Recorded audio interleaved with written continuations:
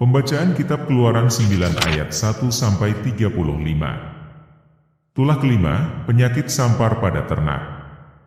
Berfirmanlah Tuhan kepada Musa, "Pergilah menghadap Fir'aun dan berbicaralah kepadanya, beginilah firman Tuhan, Allah orang Ibrani, biarkanlah umatku pergi, supaya mereka beribadah kepadaku.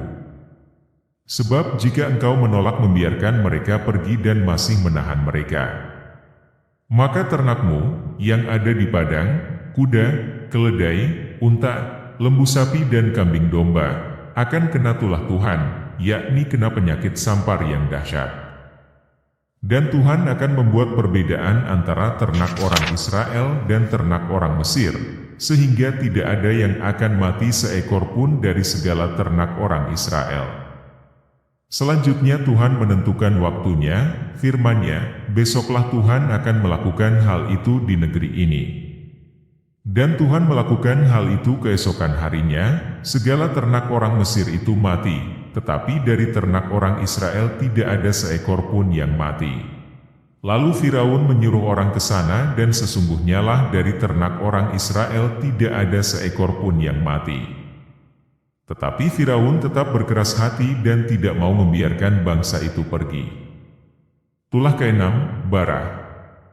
Berfirmanlah Tuhan kepada Musa dan Harun, "Ambillah jelaga dari dapur peleburan serangkup penuh, dan Musa harus menghamburkannya ke udara di depan mata Firaun. Maka jelaga itu akan menjadi debu meliputi seluruh tanah Mesir, dan akan menjadikan bara yang memecah sebagai gelembung pada manusia dan binatang di seluruh tanah Mesir." Lalu mereka mengambil jelaga dari dapur peleburan, dan berdiri di depan Fir'aun, kemudian Musa menghamburkannya ke udara, maka terjadilah bara, yang memecah sebagai gelembung pada manusia dan binatang. Sehingga ahli-ahli itu tidak dapat tetap berdiri di depan Musa, karena barah-barah itu, sebab ahli-ahli itu pun juga kena barah sama seperti semua orang Mesir. Tetapi Tuhan mengeraskan hati Fir'aun, sehingga ia tidak mendengarkan mereka, seperti yang telah difirmankan Tuhan kepada Musa. Tulah ketujuh, hujan es. Berfirmanlah Tuhan kepada Musa, "Bangunlah pagi-pagi dan berdirilah menantikan Fir'aun dan katakan kepadanya, beginilah firman Tuhan, Allah orang Ibrani, biarkanlah umatku pergi, supaya mereka beribadah kepadaku. Sebab sekali ini aku akan melepaskan segala tulahku terhadap engkau sendiri, terhadap pegawai-pegawaimu dan terhadap rakyatmu, dengan maksud supaya engkau mengetahui bahwa tidak ada yang seperti aku di seluruh bumi.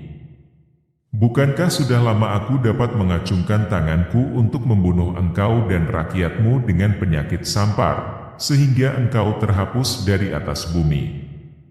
Akan tetapi inilah sebabnya aku membiarkan engkau hidup, yakni supaya memperlihatkan kepadamu kekuatanku, dan supaya namaku dimasyurkan di seluruh bumi.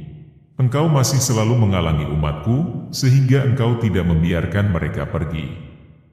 Sesungguhnya besok kira-kira waktu ini aku akan menurunkan hujan es yang sangat dahsyat, seperti yang belum pernah terjadi di Mesir sejak Mesir dijadikan sampai sekarang ini.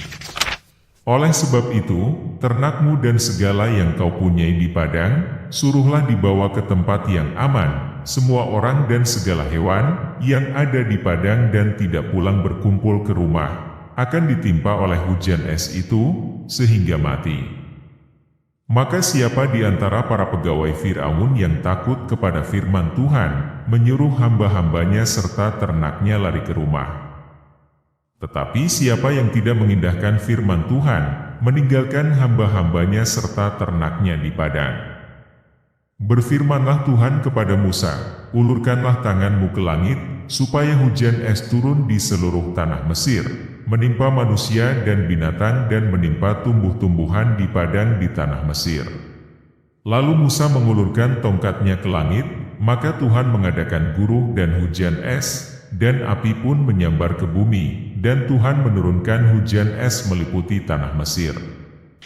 Dan turunlah hujan es, beserta api yang berkilat-kilat di tengah-tengah hujan es itu, terlalu dahsyat, seperti yang belum pernah terjadi di seluruh negeri orang Mesir, sejak mereka menjadi suatu bangsa. Hujan es itu menimpa binasa segala sesuatu yang ada di padang, di seluruh tanah Mesir, dari manusia sampai binatang, juga segala tumbuh-tumbuhan di padang ditimpa binasa oleh hujan itu dan segala pohon di padang ditumbangkannya. Hanya di tanah Goshen, tempat kediaman orang Israel, tidak ada turun hujan es. Lalu Firaun menyuruh memanggil Musa dan Harun serta berkata kepada mereka, "Aku telah berdosa sekali ini, Tuhan itu yang benar, tetapi aku dan rakyatkulah yang bersalah. Berdoalah kepada Tuhan, guru yang sangat dahsyat dan hujan es itu sudah cukup. Maka aku akan membiarkan kamu pergi, tidak usah kamu tinggal lebih lama lagi." Dan berkatalah Musa kepadanya, "Sekeluar aku dari kota ini, aku akan mengembangkan tanganku kepada Tuhan, guruh akan berhenti dan hujan es tidak akan turun lagi, supaya engkau mengetahui bahwa bumi adalah milik Tuhan. Tetapi tentang engkau dan para pegawaimu, aku tahu bahwa kamu belum takut kepada Tuhan Allah. Tanaman rami dan jelai telah tertimpa binasa, sebab jelai itu sedang berbulir dan rami itu sedang berbunga. Tetapi gandum dan sekoi tidak tertimpa binasa, sebab belum lagi musimnya." Lalu keluarlah Musa dari kota itu meninggalkan Fir'aun, dikembangkannyalah tangannya kepada Tuhan, maka berhentilah guruh dan hujan es dan hujan tidak tercurah lagi ke bumi.